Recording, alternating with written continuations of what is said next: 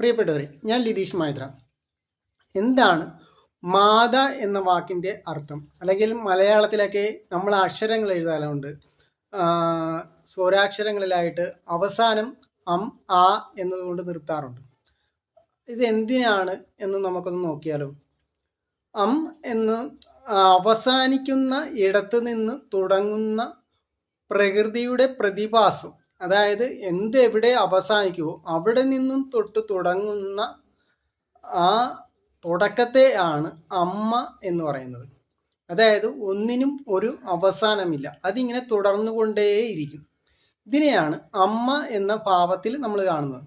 അതുകൊണ്ടാണ് ഇന്ത്യയുടെ കൊടിയിൽ അല്ലെങ്കിൽ ഇന്ത്യയുടെ ഭൂപടത്തിലൊക്കെ നമ്മൾ മാതാവിൻ്റെ സ്ത്രീയുടെ ചിത്രം കാണിക്കാറുണ്ട്. ഇവിടെ സ്ത്രീയായിട്ടല്ല നമ്മൾ അവിടെ കാണുന്നത്, അം ആ എന്ന അർത്ഥവത്തായിട്ടുള്ള ഒരു ബോധ സംസ്കാരത്തെയാണ് നമ്മളവിടെ കാണിക്കുന്നത്. അതായത് സ്ത്രീയിലെ ഏറ്റവും പ്രകടഭാവമാണ് അമ്മ എന്ന് പറയുന്നത്. അതായത് ഒരു മൊത്തം 9 ഭാവങ്ങളുണ്ട്. ഇതെല്ലാം ഒരു വ്യക്തിയിലൂടെ മാറി മറിഞ്ഞു പോകുന്ന ഭാവങ്ങളിലാണ്. അതിൽ അമ്മ എന്ന് പറയുന്ന ഭാവത്തിന് ഏറ്റവും ശക്തിമത്തായ ഭാവത്തെയാണ് നമ്മൾ കാണിക്കുന്നത്. ഈ ശക്തിമത്തായ ഭാവത്തെ കാണിക്കുമ്പോഴത്തേക്ക് എന്ത് വന്നാലും നമുക്ക് നേരിടാനുള്ള ശക്തി, അതായത് മാതാവ് തൻ്റെ കുഞ്ഞിനെ എന്ത് വില കൊടുത്തും രക്ഷിച്ചെടുക്കും എന്നാണ് ഇവിടെ പറയുന്നത്.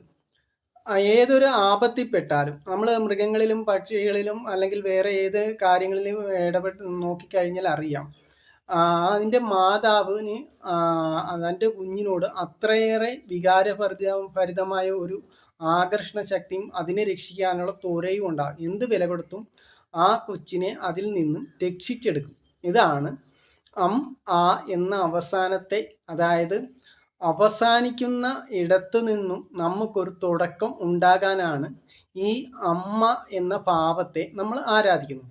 ഇത് തന്നെയാണ് പ്രകൃതിയുടെ ഓരോ ഈശ്വര വിശ്വാസങ്ങളിലും. നമ്മൾ ക്രിസ്ത്യാനിറ്റിയെ ആണെങ്കിൽ അതിൽ മാതാ എന്നാണ് പറയുന്നത്, മാതാവിൻ്റെ രീതി വെച്ചിട്ടാണ് നമ്മൾ പറയുന്നത്. കാരണം ആ സംരംഭത്തിന് ഒരു അവസാനം ഉണ്ടാകരുത് എന്നുള്ള രീതിയിൽ, അതായത് അമ്പലങ്ങളിലും ക്ഷേത്രങ്ങളിലുമൊക്കെ നമ്മൾ അമ്മേ നാരായണ, ദേവി നാരായണ എന്ന് പറയുന്നതും, അല്ലെ പിന്നെ ലക്ഷ്യം ലക്ഷ്മി നാരായണ, അല്ലെ ഭദ്രമാക്കുന്നവൾ ഭദ്രേ നാരായണ എന്ന അർത്ഥത്തിൽ നമ്മൾ പറയുന്നു. അമ്മ എന്ന് പറയുന്നത് തുടക്കഭാവത്തെയും അവസാനിക്കുന്ന ഇടത്തു നിന്നും തുടക്കഭാവത്തെ, അതല്ല നാരായണൻ എന്ന് പറയുന്നത് നരനിലൂടെ അയനം ചെയ്യുന്ന ആത്മാവിനെ നാരായണൻ എന്ന് പറയുന്നു. അതുപോലെ അമ്മേ നാരായണ, ദേവി ദേവം ചൈതന്യ ഭാവത്തോടുകൂടി, ദേവചൈതന്യ ഭാവത്തോടു കൂടിയുള്ള ആ ഭാവത്തെ, ആ മാതൃഭാവത്തെയാണ് ഇവിടെ ദേവി നാരായണ, അതായത് നരനിലൂടെ നയനം ചെയ്യുന്ന എന്തോ അതിൽ ആത്മാവ്.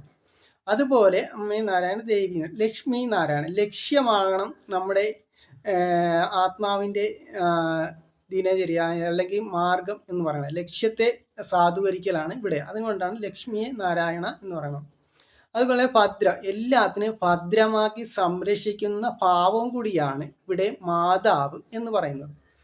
അതുകൊണ്ടാണ് നമ്മൾ ഈ ഒരു വാക്കിന് വളരെയധികം ഇന്ത്യയിൽ ആത്മീയതയിൽ പ്രാധാന്യം കൊടുത്തിരിക്കുന്നത്. ഇവിടെ ഇന്ത്യയിൽ ഈ സംസ്കാരം വന്നപ്പോഴാണ് ക്രിസ്ത്യാനികളും, അല്ലെങ്കിൽ അവിടെ ആദ്യം ക്രിസ്തു ആരാധന മാത്രമാണ് ഉണ്ടായിരുന്നത്. പിന്നീട് ഈ സംസ്കാരത്തിൻ്റെ അർത്ഥങ്ങളെക്കുറിച്ചുള്ള അറിവുകൾ പലരും ഒളിപ്പിച്ച് വെച്ചിട്ടുണ്ടെങ്കിലും തന്നെയും ഇതിൻ്റെ അർത്ഥത്തിൽ തന്നെയാണ് ആ ഭാവത്തെ, നമ്മുടെയൊക്കെ അമ്മ തന്നെയാണ്, അതായത് ഏതൊരു ജീവിയുടെയും അമ്മയിൽ അടങ്ങിയിരിക്കുന്ന മാതൃഭാവത്തെ ആണ്, അതിൻ്റെ ശക്തിയുടെ ഭാവത്തെയാണ് ഇവിടെ മാതാവ് എന്ന് പറയുന്നത്. ഇതുകൊണ്ട് തന്നെയാണ് സ്വരാക്ഷരങ്ങളിലും അം ആ എന്ന് അവസാനം നമ്മൾ എഴുതുക. അതായത് അവസാനിക്കുന്ന ഇടത്ത് നിന്നും തുടങ്ങുന്നത് എന്തോ അതിനെ ഈ ഭാവത്തിലാണ് നമ്മൾ കാണുന്നത്.